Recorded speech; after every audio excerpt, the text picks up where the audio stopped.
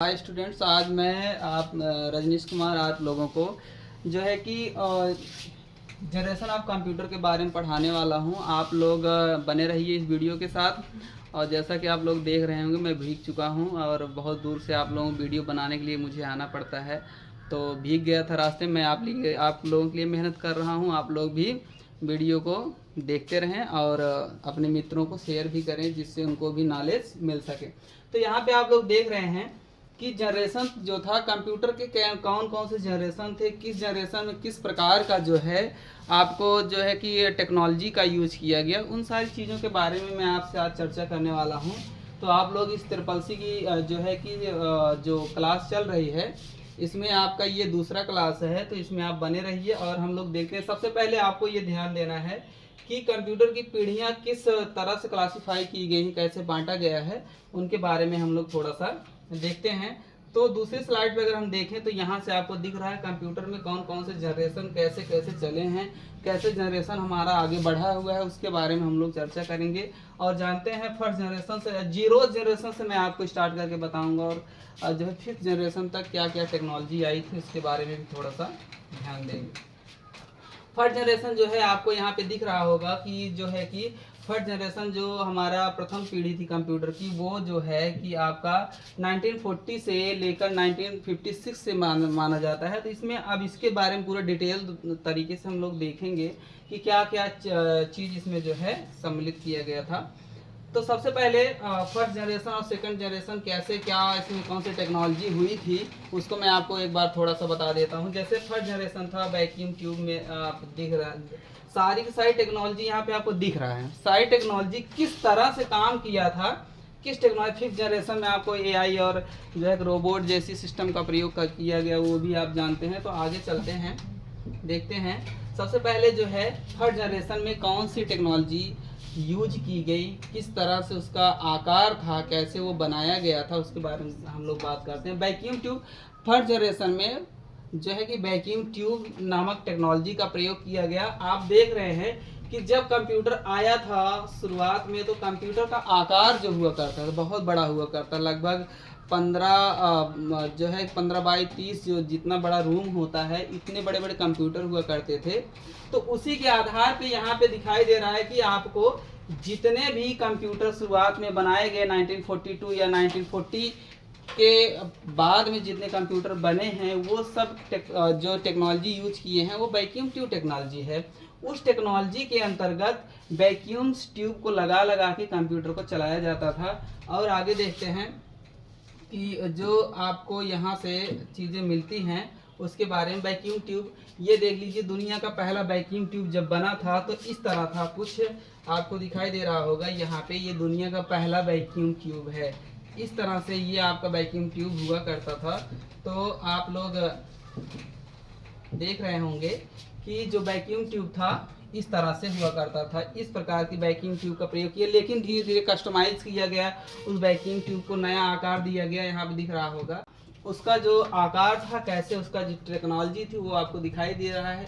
यहाँ पे vacuum tube एक प्रकार का इलेक्ट्रॉनिक ट्यूब होता था। क्या होता था? इलेक्ट्रॉनिक ट्यूब होता था, जिसके आधार पर हमारा कंप्यूटर काम करता था। इलेक्ट्रॉन्स इसमें क्या किया करते थे, हरदम एक्टिव रहते थे। इलेक्ट्रॉन्स क्या होते थे? एक्टिव रहते थे, जिसमें आपका टेलीविजन, वीडियो, एक्सरे, ऐसी चीज़ों में इसका प्रयोग ज़्यादा किया जाता है। इसको भी आपको जानना जरूरी है। वैक्यूम ट्यूब में इलेक्ट्रॉन के बीच में ऊर्जा और चुंबकीय क्षेत्र उत्पन्न होता है। एक चुंबकीय क्षेत्र बनता है और उस चुंबकीय क्षेत्र के आधार पर आपका पूरा का पूरा वैक्यूम ट्यूब काम करता है। छोटे छोटे कार्यों के लिए इनका प्रयोग किया जाता है। आपको यहाँ पे पूरा मैं आपको यहाँ से नहीं बताऊंगा, लेकिन जो भी चीज़ें मुख्य हैं मैं आपको उस पर चर्चा करके बता देता हूँ। तो ये फर्स्ट जनरेशन के लिए आपको इतना जानकारी पता होनी चाहिए कि इसका जो टाइमिंग था वो 1940 था। 1940 से चलकर जो है कि 1956 तक चला।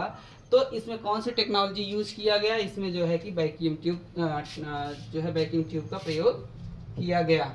आगे चलते हैं। प्रथम पीढ़ी में क्या वैक्यूम ट्यूब किस तरह से किसने बनाया, क्या क्या कैसे क्या इसमें जो यूज किया गया, उसके मैं बारे में बताता हूँ।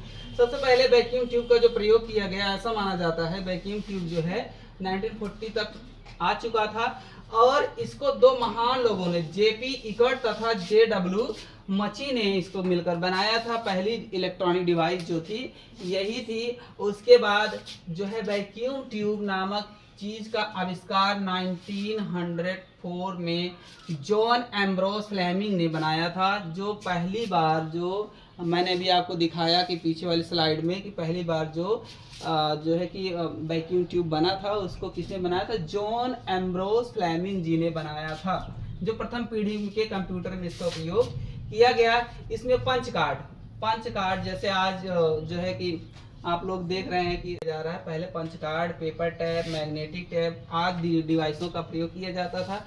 इसमें भी इनपुट और आउटपुट डिवाइसेस का प्रयोग किया गया था, जो कि आपके कंप्यूटर को चलाने के लिए, प्रोसेस करवाने के लिए बहुत ही जरूरी है। मशीन लैंग्वेज का प्रयोग यहाँ पर भी हुआ था। मशीन लैंग्वेज तब भी था, 1940 में भी मशीन लैंग्वेज का प्रयोग किया जाता था।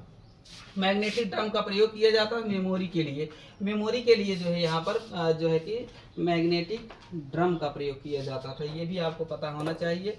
अब वैक्यूम ट्यूब पर आधारित जो भी कंप्यूटर उस समय था, आपको यहाँ पे थोड़ा सा उसका जो है विशेषताएं थोड़ा सा बताइए। वैक्यूम ट्यूब पर आधारित है। भंडारण के लिए मैग्नेटिक ड्रम जैसे आज हम लोग क्या कर रहे हैं, रैम रोम का प्रयोग कर रहे हैं, उस समय मैग्नेटिक ड्रम का प्रयोग किया जाता था। और पंच कार्डों को इनपुट और आउटपुट के, पंच कार्ड जो यहाँ पे मैंने बताया, वो क्या किया जाता था कि इनपुट और आउटपुट के रूप में यूज किया जाता था। इसके बाद क्या होता है, बहुत आकार में ये बड़े होते, मैंने आपको पहले बता दिए 30 बाई 15 का जितना रूम होता है, इतना बड़ा ये क्या होते थे कि आपके कंप्यूटर हुआ करते थे। और मशीनी भाषा का उपयोग किया करता था। ये भी आपका मशीनी लैंग्वेज का उपयोग, बाइनरी सिस्टम का उपयोग करता था। कि एसी मतलब क्या होता है आपको पता, एसी से दो वर्ड्स बनते हैं, एक अल्टरनेटिंग करंट बनता है, एक जो है कि एयर कंडीशन बनता है। तो ऐसा कुछ चीज इसमें आवश्यकता जो बनी थी, वो बनी हुई थी। बहुत महंगे और विश्वसनीय नहीं थे, बहुत महंगे भी नहीं हुआ करते थे ना, तो इस पे आप बहुत ज़्यादा विश्वास कर सकते, लगातार रख रखाव की ज़रूरत होती थी। तो यहाँ पे आप देख रहे हैं मैग्नेटिक टैप का आकार, किस तरह से क्या चीज़ें हुआ करती थी। आपको यहाँ पे पूरा विजुअल हो रहा है, सारी चीज़ें दिखाई दे रही हैं। तो मेन पॉइंट्स आपको ध्यान देना है कि सबसे पहले जो है महान दो वैज्ञानिक जेपी इकर्ट और जेडब्ल्यू मची ने इसको वैक्यूम ट्यूब के रूप में इलेक्ट्रॉन डिवाइस बनाई। और 1904 में जो है ये जो है कि जॉन एम्ब्रोस फ्लेमिंग के द्वारा पहली बार जो है कि इसको कंप्यूटर में यूज किया गया। तो इसको भी आपको ध्यान रखना है। तो चलते हैं हम लोग अगली जो है कि स्लाइड पर। अगली स्लाइड है प्रथम पीढ़ी के कुछ कंप्यूटरों के नाम। यहाँ पे आपको दिख रहा है प्रथम पीढ़ी के जब कंप्यूटर आए थे उस समय उनका क्या नाम था, ये आप सब कुछ देख रहे हैं। IBM था, 650 था, इंटरनेशनल था, बिजनेस और मशीन था। यहाँ पे आप यूनिवैक, यूनिवर्सल, ऑटोमेटिक दिख रहा है। इनको आप लोग याद कर पूछ सकता है। तो हम लोग जैसे जानते हैं प्रथम पीढ़ी के कुछ कंप्यूटर के नाम इस तरह से आपको दिए गए हैं। इनिएक है, यूनिवैक है, IBM है और IBM 701 है और इडवैक है। इन सब का आपको नाम याद रखना है। पूछ सकता है कि फर्स्ट जनरेशन में किस प्रकार की टेक्नोलॉजी का यूज किया गया था, उस टेक्नोलॉजी में कौन कौन से कंप्यूटर सबसे पहले आए थे। तो आगे चलते हैं अगली जो है कि स्लाइड पर। यहाँ पे इम्पोर्टेंट कुछ क्वेश्चन है, मैं आपको एक क्विज सा दे देता हूँ। आप लोग इसको जो है इसको स्क्रीनशॉट लेकर इसको आप लोग क्या करेंगे, इसका जो है आंसर निकाल कर हमें जो है कि आप भेजें या आप इसका आंसर निकाल कर अपने नोट्स में लिखते रहें, जिससे क्योंकि ऐसे क्वेश्चन आपको मिलने वाले हैं। अगला है कंप्यूटर की दूसरी पीढ़ी जो थी 1956 से लेकर 1963 तक चली। हाँ, एक चीज़ याद रखिएगा, इसमें टाइमिंग में थोड़ा सा 1-2 साल का जो है ये डिफरेंसेस आ सकते हैं, जिसके लिए आप लोग परेशान मत होइए। जो इक्वल हो, जो ज़्यादा एक्चुअल हो उसी पे आप लोग ध्यान देंगे। अगला चलते हैं। और दुनिया का पहला ट्रांजिस्टर इस तरह से दिखाई दे रहा, आपको दिख रहा होगा यहाँ पे जो है कि पहला ट्रांजिस्टर कुछ इस तरह से दिखाई देता था, जो कि बनाया गया, जो सेकंड जनरेशन में इसी प्रकार की टेक्नोलॉजी का यूज किया गया था। तो आप इसको ध्यान रखिएगा। आगे है दूसरी पीढ़ी की कुछ जो है कि मुख्य चीज़ें जो बातें हैं उसको मैं बता देता हूँ। और 1947 में विलियम शॉकली के द्वारा सबसे पहले ट्रांजिस्टर का प्रयोग किया गया था। इसमें प्राइमरी और सेकेंडरी मेमोरी का इस्तेमाल किया। प्राइमरी सेकेंडरी मेमोरी जो है सेकंड जनरेशन से ही पाई गई, इसको आप लोग याद रखिएगा। अगर क्वेश्चन पूछता है कि प्राइमरी और सेकेंडरी मेमोरी किस जनरेशन से आया था, तो आपको इसको याद रखना है सेकंड जनरेशन से आया था। इसमें जो है हाई लेवल जो है कि लैंग्वेज का प्रयोग किया गया, हाई लेवल लैंग्वेज का प्रयोग किया गया था। इसमें मल्टी प्रोग्रामिंग ऑपरेटिंग सिस्टम भी रख दिए गए। यहाँ से ही आपको याद रखना चाहिए जो ओएस रखा गया ये मल्टी प्रोग्रामिंग पे आ गया, मतलब एक साथ आप कई काम कर सकते हैं। इसके आधार पर जो है सेकंड जनरेशन में आपको ट्रांजिस्टर पर ये सारी चीज़ें देखने को मिला। इसमें ट्रांजिस्टर पे काम होता था, जो सेकंड जनरेशन ट्रांजिस्टर पे काम हुआ करता था। मैग्नेटिक फोर्स का प्रयोग किया गया। फोर्ट्रान कोबोल दो शब्द जो है इसको खूब अच्छी तरह से याद रखिएगा। फोर्ट्रान और कोबोल दो हाई लेवल लैंग्वेज का प्रयोग किया गया और इसका आकार भी काफ़ी था, वजन भी इसका काफ़ी था। उसके बाद कूलिंग के लिए एसी का प्रयोग किया गया। इसको जो कूलिंग होती है इसके लिए एसी का प्रयोग किया गया। कार्य करने में विशेष कार्य उपयोग में आता। प्रोसेसिंग स्पीड जो प्रोसेसिंग स्पीड थी वो काफ़ी बढ़ गई यहाँ पे, इसको आपको याद रखना है। सेकेंड जनरेशन से ही आपको याद रहना चाहिए कि जो प्रोसेसिंग स्पीड थी वो बढ़ गई। फर्स्ट जनरेशन की अपेक्षा इसमें जो है ऊर्जा कम लगती थी, मतलब इलेक्ट्रिसिटी का जो है कि ये कम लगती थी, ये भी आपको ध्यान रखना है।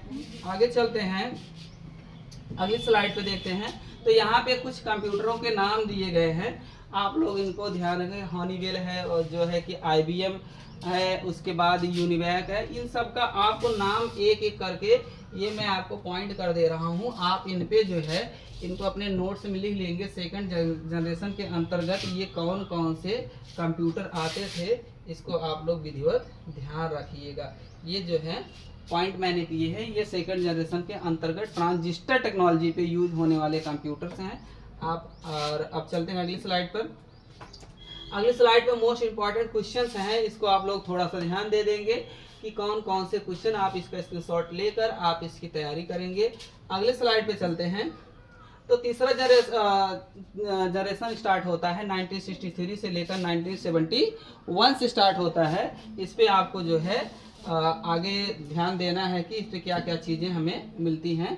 तो चलते हैं।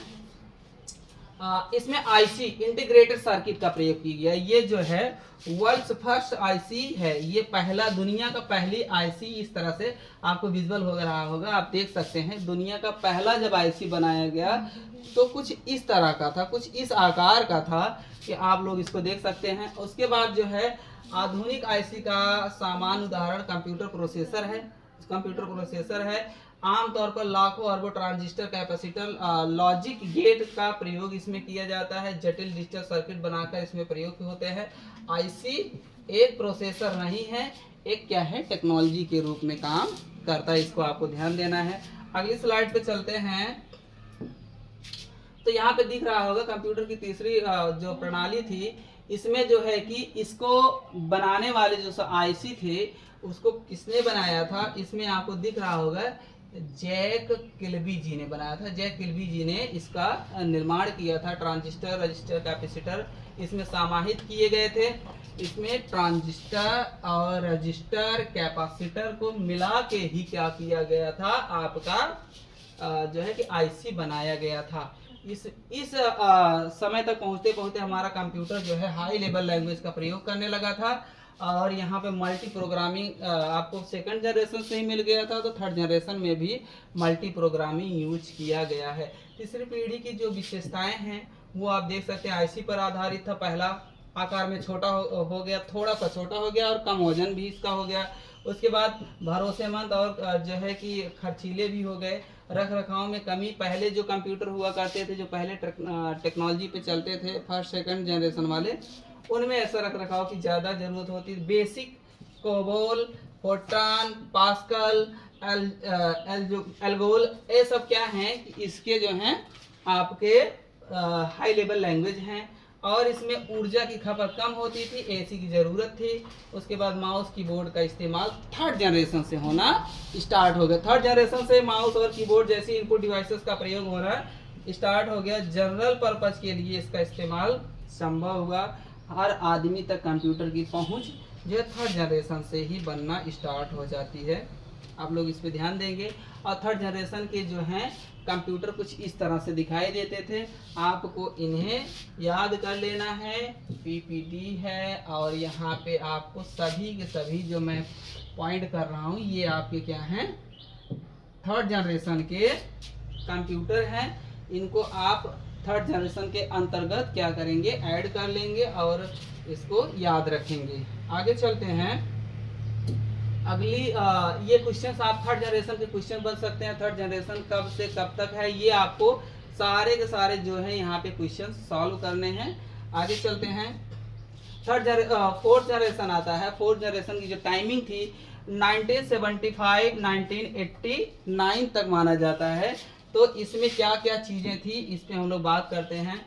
माइक्रो प्रोसेसर, फोर्थ जनरेशन में माइक्रो प्रोसेसर का उपयोग किया गया और इसमें जो है कि ट्रांजिस्टरों को एकीकृत करके कई अधिक से अधिक संख्याओं में इसको लगाकर आपके कंप्यूटर को, आपके सीपीयू को एक प्रकार की सेंट्रल इकाई प्रदान की गई।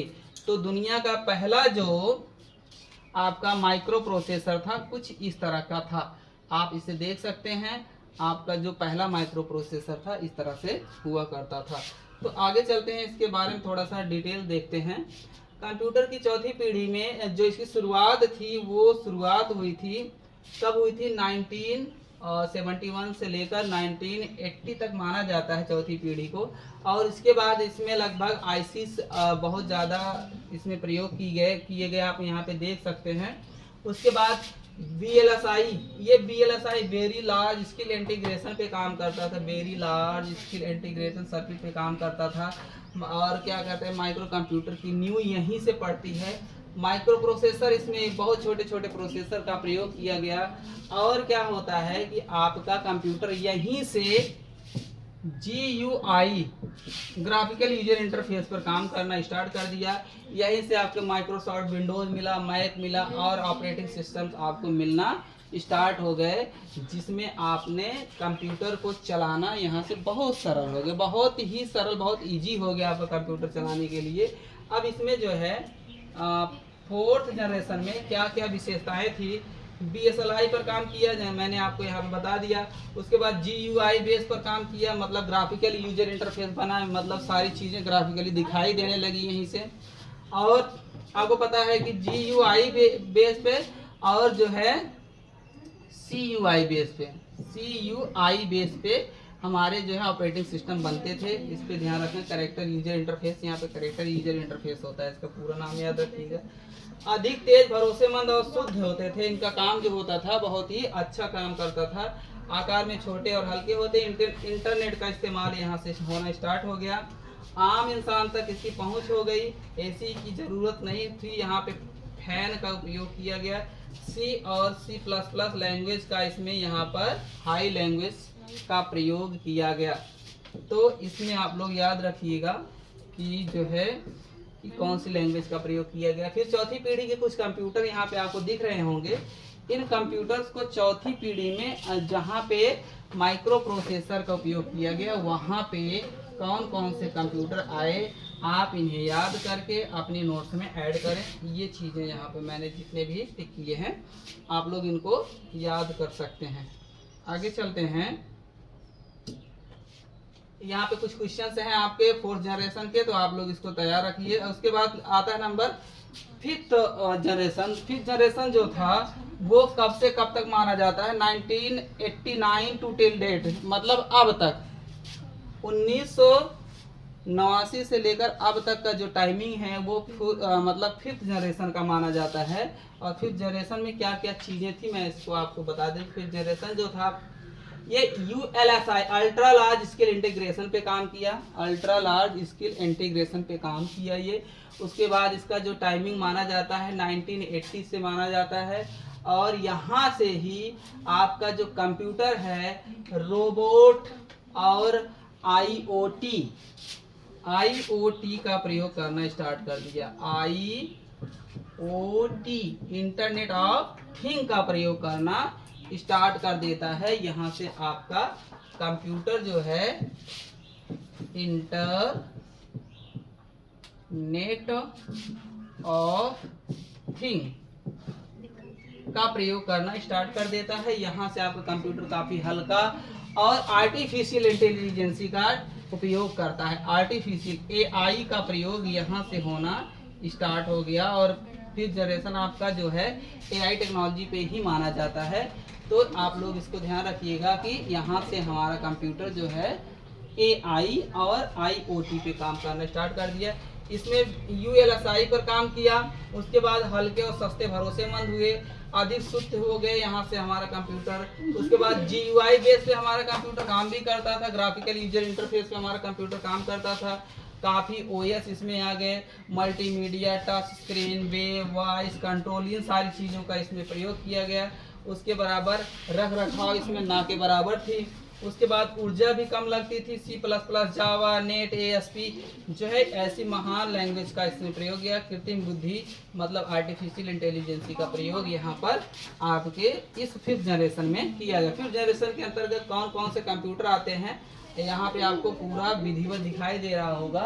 डेस्कटॉप पीसी आता है, मैकबुक आता है, लैपटॉप आता है, नोटबुक आता है, अल्ट्राबुक आता है, क्रोम नोटबुक आता है, आईफोन और iWatch, ये सारे के सारे कंप्यूटर जो है 5th जनरेशन में आते हैं। 5th जनरेशन के अंतर्गत ये सारे के सारे यूज होते हैं। इन पे आप लोग ध्यान रखिएगा। और यहाँ पे इससे रिलेटेड कुछ क्वेश्चंस हैं। आज जो है कि हमने पूरा 5 जनरेशन देख लिया। अब आगे की क्लासेस में हम आपको जो भी चीज़ें हैं उन पे चर्चा करेंगे, लेकिन आज के लिए इतना ही। धन्यवाद।